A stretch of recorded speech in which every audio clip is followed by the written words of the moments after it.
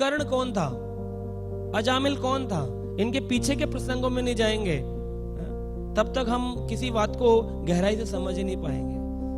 कर्ण को बोला जाता है कि कर्ण के साथ में दुर्व्यवहार किया, भगवान ने उसका कवच छीन लिया। देखो भगवान ऐसे करते मरवाने के लिए, जिनके सहारा देते हैं उनको ऐसा करते हैं। भगवान तो ना पार्शियलिटी करते हैं, जबकि भगवान गीता में कहते हैं ना हम द्वेषो ना अस्ति ना प्रिया, ना मैं द्वेष करता हूं ना किसी का प्रिय हूं, समा अहम सर्वभूतेषु, मैं सबके लिए इक्वल हूं। फिर ऐसा क्यों? क्योंकि कर्ण जो था वो अपने पूर्व जन्म में सहस्त्र कवच राक्षस था, 1000 कवच प्राप्त किए थे सूर्य उपासना करके, काटने वाला कोई नहीं था। और साथ में वरदान पाया था जो एक कवच काटेगा वो व्यक्ति तुरंत ही अपनी मृत्यु प्राप्त कर लेगा, और एक कवच काटने के लिए 1000 वर्ष की तपस्या करनी पड़ेगी। तब भगवान नर नारायण को प्रकट होना पड़ा बद्रिका आश्रम में, क्योंकि वो स्थान ऐसा है एक दिन तपस्या करो 1000 वर्ष का फल मिलता है। तपस्या करते थे भगवान नर, तो फिर नारायण जाते थे कवच काटने के लिए। कवच काटते ही नारायण भी लुप्त हो जाते थे, लीला कर रहे थे। वैसे नारायण को तो कोई नहीं मार सकता और उनके भक्त को भी नहीं कोई मार सकता, परंतु भगवान लीला कर रहे थे कि सूर्य देव के जो वरदान है उसको पूर्ण करूं। 999 कवच कट गए, भाग गया। भाग करके सूर्यदेव को बोला, सूर्यदेव मुझे बचाओ, मेरे 999 कवच कट गए। सूर्यदेव बोले कोई बात नहीं, मैं आपकी रक्षा करूंगा। भगवान इसे इस बार छोड़ दो, अगली बार मार देना। अगली बार द्वापर युग आया, कुंती महारानी ने कहा हे सूर्यदेव मुझे पुत्र दीजिए। उनके पास राक्षस पेंडिंग था, पकड़ा दिया। हलो कवच कुंडल के साथ में, एक कवच एक कुंडल, वो 999 तो कट गए थे, तो वही कवच कुंडल लेकर के पैदा हुए। अगर वो छीन लिया राक्षस का और राक्षस को मार दिया तो क्या भगवान ने गलत किया? तो भगवान के जो ये गुह्यतम कारण है, गुह्यतम परम गुह्यम, इसको बताने के लिए भक्त की आवश्यकता है। ये अगर मैं पढ़ लूं अपने आप से और भागवत पढ़ लिया जी, मैं भागवत कथा कर लूंगा या मैं गीता पाठ कर लूंगा या मैं भक्त बन जाऊंगा, इम्पॉसिबल टास्क। गुरु की कृपा के माध्यम से, वैष्णवों की कृपा के माध्यम से ही हम इस ज्ञान को प्राप्त कर सकते हैं, अन्यथा नहीं।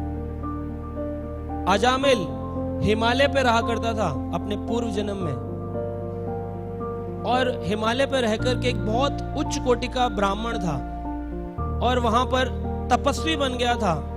लेकिन एक दिन उसने इतना तपस्या कर ली कि ये सारी उसकी इंटेस्टाइन आंतें दिखाई दिया करती थी यहां से, और एकदम यहां से पूरी आंतें दिख रही हैं, शरीर एकदम जर्जर हो गया था। हिमालय का ठंडा पिघला हुआ बर्फ का पानी पी लिया उसने। ठंडा बर्फ का पानी पी लेने से क्या हुआ, शरीर को ज्वर आ गया, बहुत गर्मी हो गई शरीर के अंदर, इतना बुखार। वहां से एक ब्राह्मण गुजर रहे थे, उनके साथ में एक वैद्य थे और साथ में उनकी पुत्री थी।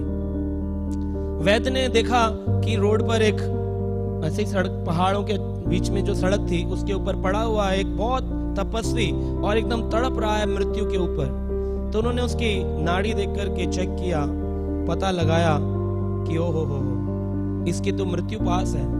इस व्यक्ति का पूरा शरीर जो है ना ठंड के कारण परेशान है, इसको थोड़ी गर्मी देनी पड़ेगी।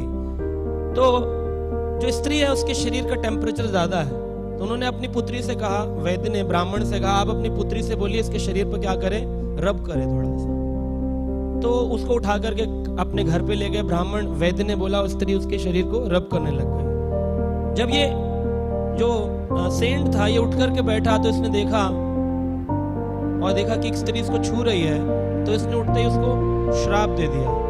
कहा कि तुमने मेरी इतने सालों की तपस्या भंग कर दी, मैंने आज तक इस स्त्री का चिंतन नहीं किया, तुमने मेरा स्पर्श किया, जाओ मैं तुम्हें श्राप देता हूं, तुम क्या बन जाओ, वैश्य।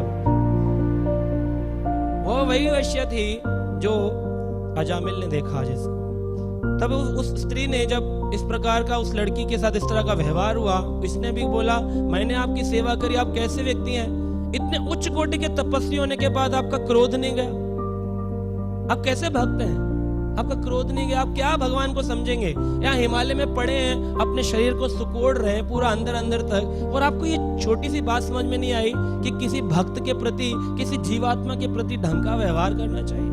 व्यवहार कुशलता नहीं है, आप क्या भगवान को पाएंगे।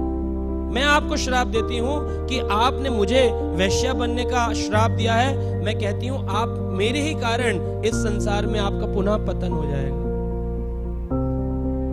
वो साधु तो तपस्या करके ब्राह्मण बना, भक्त बना, परंतु वो जो वैश्या थी उसके श्राप के कारण उसका पुनः पतन। तो इसमें एक आदमी बोले ऐसा हुआ वैसा हुआ, कैसा हो गया, भक्ति हो गई ऐसा। अगर हम छोटी सी चीजें, हम कर्म का ऐसा खेल चल रहा है ना। भगवत गीता के 4थे अध्याय के 17वें श्लोक में गीता में कहा गया, गहनो कर्मणा गति, कर्म की गति बड़ी गहरी है, इसको समझना बहुत मुश्किल है। इतनी हार्ड है कि एक एक्शन का रिएक्शन भगवान दे रहे हैं।